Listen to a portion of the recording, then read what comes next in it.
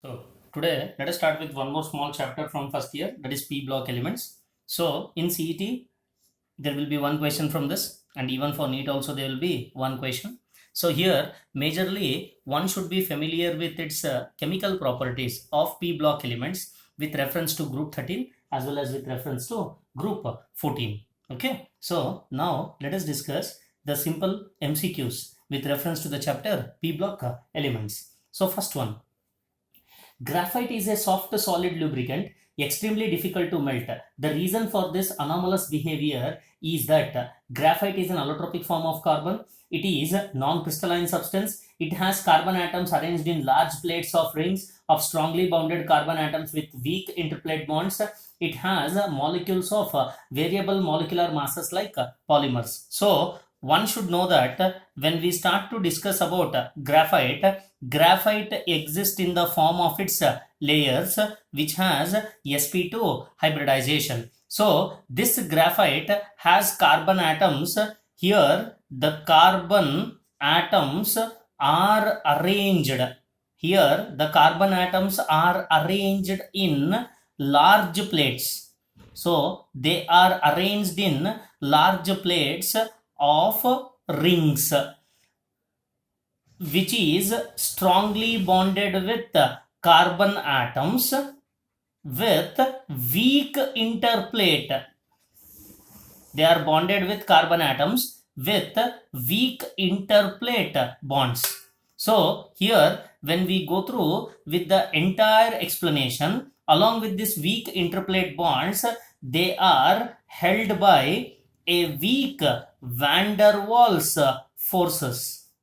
So based upon all these considerations, we can clearly tell that option C is the correct answer for the first question. That is, it has carbon atoms arranged in large plates of rings of strongly bound carbon atoms with weak interplate bonds. Next one, question number 2. Carbon forms two oxides which have different compositions, the equivalent mass of which remains constant is.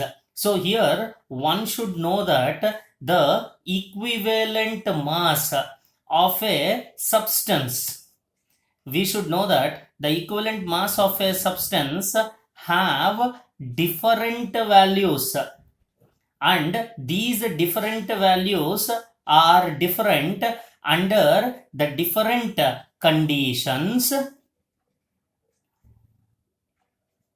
which varies with the concept of valency. The meaning is, as the valency varies, the mass of different substances also gets varied. So based upon this, let us consider two different oxides of carbon. One is carbon monoxide, another one is carbon dioxide. When I consider carbon monoxide, in carbon monoxide 12 parts of carbon will combine, 12 parts of carbon will combine with 16 parts of oxygen, because we know that carbon mass is 12 and oxygen mass is 16. So thus we can tell that the equivalent mass of carbon in carbon monoxide is, molecular mass of carbon is 12, molecular mass of oxygen is 16 into 8. This is nothing but the equivalent mass of oxygen I have taken, which is 8, which comes out to be how much? Which comes out to be 6. Okay, so next one, if I consider carbon dioxide, in carbon dioxide 12 parts of carbon will combine with 32 parts of oxygen. Hence then the equivalent mass of carbon in carbon dioxide is, mass of carbon is 12.